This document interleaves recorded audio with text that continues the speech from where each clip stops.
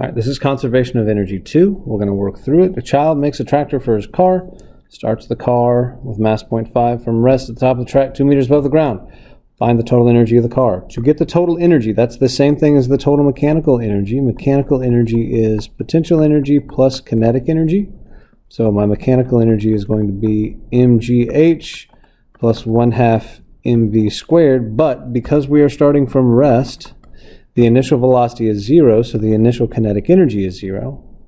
So right now, my total mechanical energy is going to be the mass of the car, 0.5 kilograms, times g, which is 10 meters per second squared, times the height of 2 meters. So the total mechanical energy of the car comes out to be 10 joules. That's the total mechanical energy of the car. It's equal to the potential energy the car had at the very beginning. Part B, assume the car rolls down the track with no loss of energy due to friction. That means energy is going to be conserved. So that little statement right here tells you that the mechanical energy does not change.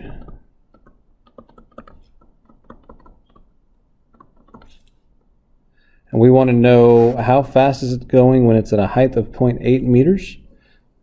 So for this, mechanical energy is equal to kinetic energy, 1/2 mv squared, plus potential energy, mgh. I know my mechanical energy is 10, and that's equal to 1/2 times the mass, 10, times this new velocity squared, plus the mass, I lied about that. The mass is 0.5, plus the mass, 0.5, times 10, times this height of 0.8. So I have 10 is equal to 0.25 v squared plus 4 joules. So the kinetic energy here, the 0.25 v squared, is equal to 6 joules. Divide both sides by 0.25. I get v squared is equal to 24 meters per second. And so that velocity, when you square root both sides, comes out to be 4.9 meters squared per second. Meters per second. That's the velocity at that point. Determine the velocity of the car when it touches the bottom of the track. When it touches the bottom of the track, at that point, my height is equal to 0, so my potential energy is equal to 0. So my total mechanical energy is equal to the kinetic energy of the car. So the total mechanical energy of 10 joules is equal to the kinetic energy, 1/2 times the mass of 0.5 times v squared. So 10 is equal to 0.25 v squared. Divide both sides by 0.25. You get 40 is equal to the velocity squared. And that velocity comes out to, once we square root everything, 6.32 meters per second. At what height would the car have a velocity of exactly 2 meters per second? With this, we're still looking at mechanical energy is equal to kinetic energy, 1/2 mv squared, plus potential energy, mgh. Here, they're telling me the velocity. So the mechanical energy of 10 is equal to 1/2 times 0.5, that's the mass, velocity 2 squared plus mass 0.5 times g, 10 times h. Just plugging in all of the things that I know, and we're going to solve for height. So 10 is equal to, multiply all that out, 1 plus 5h. And then as we go through that, we got 9 is equal to 5h. And then that height comes out to be 1.8 meters. Question 2, we have a hockey puck initially in motion and has 81 joules of kinetic energy. So I've got the kinetic energy, I've got the mass, and it wants the velocity of the hockey puck. Well, I know kinetic energy is 1/2 mv squared, so I can just plug in my numbers to that. Kinetic energy, 81 is equal to 1/2 times the mass 2 times velocity squared. So I get 81 is equal to v squared square root both sides, and that velocity is 9 meters per second. While sliding, the puck goes through a rough patch where friction exerts 8 newtons on it, and it does that for 4 meters long. Determine the new kinetic energy of the hockey puck. So I'm going to go ahead and go formally through the guess method here. I have force is equal to 8 newtons. Distance is equal to 4 meters. Initial kinetic energy is 81 joules. And it's asking the final kinetic energy of the hockey puck. That's a lot of information. Well, we know something. We know that work is equal to force times distance. And so the work that's going to be done here is 8 newtons times 4 meters. But that 8 newtons is backwards. So it's going to be a negative work that we have. And so that work comes out to be negative 32 joules worth of work. So now I have another known, and my other known is work. I have these kinetic energies. Well, we know that work is equal to the change in kinetic energy. So work is equal to the final kinetic energy minus the initial kinetic energy. So the work is 81 joules equals K final minus, the work is 32 joules, negative 32 joules. That equals K final minus the initial energy of 81 joules. We're going to add 81 to both sides.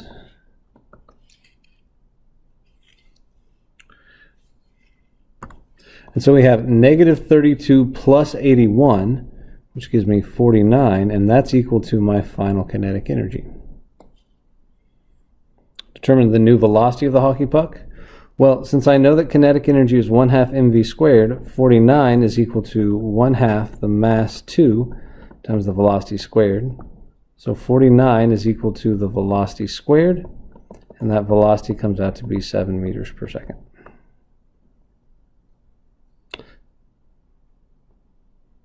Next one, hockey puck then slides up a smooth incline. How high does the hockey puck travel before stopping?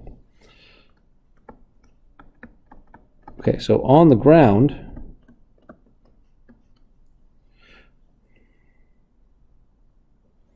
we're moving at 7 meters per second. So my mechanical energy is kinetic energy plus potential energy. But because I'm on the ground, potential energy is 0. And so the mechanical energy is the energy we have while we are moving at 7 meters per second. That's this energy. 49 joules. So my mechanical energy is 49 joules. That's on the ground. And then we're going to slide up. When we slide up, our mechanical energy is equal to the kinetic energy plus the potential energy. But up here at the top, it's going to stop. So we don't have any more kinetic energy. So all 49 joules of that mechanical energy are potential energy. So 49 is equal to 2 times 10 times our height. Divide both sides by 20. And our height, 2.45 meters. That's how high up it can go. All right, we've got a hang glider.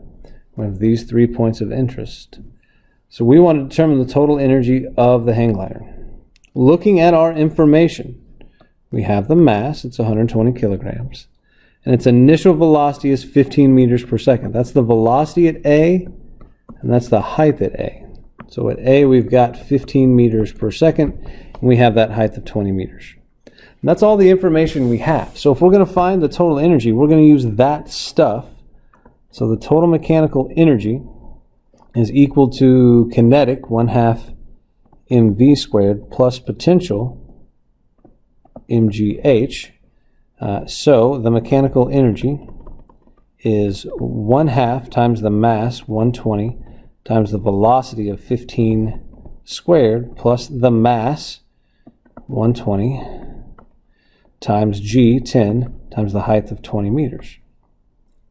So my mechanical energy comes out to be 37,000 500 joules. You're just going to put that into your calculator to find the total energy.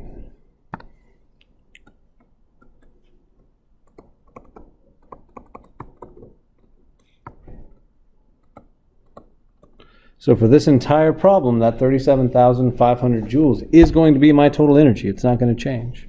So now we go down to point B, and we know the velocity is 22 meters per second. We want the height. So mechanical energy is 1/2 mv squared plus mgh. So the mechanical energy, 37,500, is equal to 1/2 times 120 times the velocity, 22 squared, plus 120 times 10 times the height. So I get 37,500 is equal to 29,040 joules plus 1,200 times h. Subtract over the 29,040, that gives me 8,460 is equal to 1,200 h. And so that height comes out to 7.05 meters.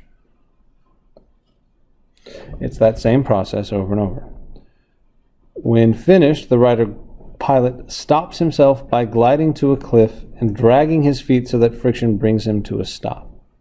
Determine the work done by friction in stopping the glider. All right, so there's a lot going on here. We know the height, and we know that he's going to stop, and we want the work done in stopping him. So the final velocity is 0. When I get the work, ideally I want to do final kinetic energy minus initial kinetic energy. Well, if we stop, that final kinetic energy is 0 minus the initial kinetic energy before he starts dragging his feet. We don't have that number, but we can get it from the total mechanical energy.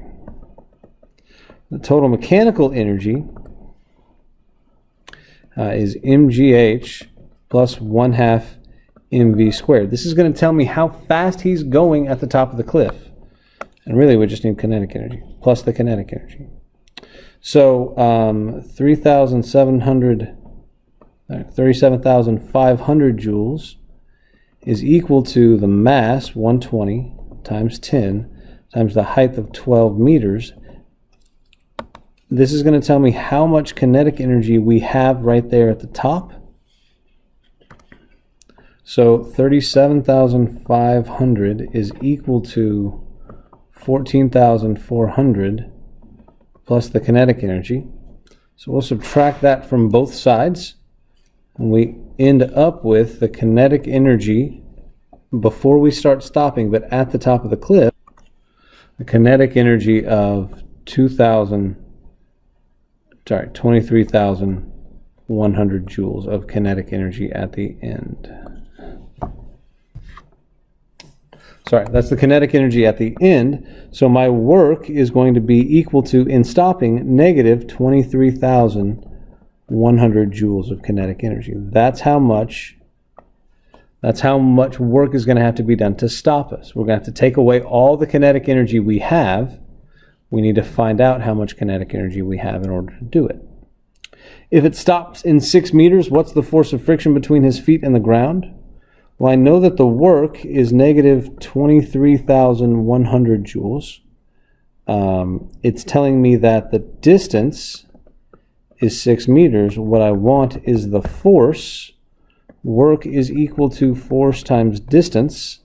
So negative 23,100 joules is equal to the force times 6 meters. Divide both sides by 6. And that force comes out to be negative 3,850 newtons.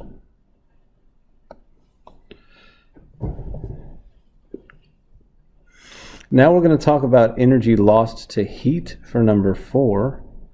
So with this, we're going to lift something into the air, and we want to see how much energy was lost to heat. So here's what we're going to do. The work in is 1,500 joules. And I lift a 40 kilogram load, a height of 3 meters. So that work is going in, and it accomplishes potential energy, mgh. But when we look at our potential energy, it's 40 kilograms times 10 meters times a height of 3 meters. And what I see is that I only get 1,200 joules of potential energy. So I put in 1,500 joules of work. I accomplished 1,200 joules of work. And here the extra work becomes heat. So I have 300 joules of extra work. That 300 joules turned into heat. That's what's going on there. To get the power exerted by the machine, power is work over time. That's the work done by the machine, so 1,500 joules divided by the time of 3 seconds gives me a power of 500 watts. It's not the power done in lifting the load. Then we would have done 1,200 divided by 3 seconds. It's the power exerted by the machine. So I have to take what the machine did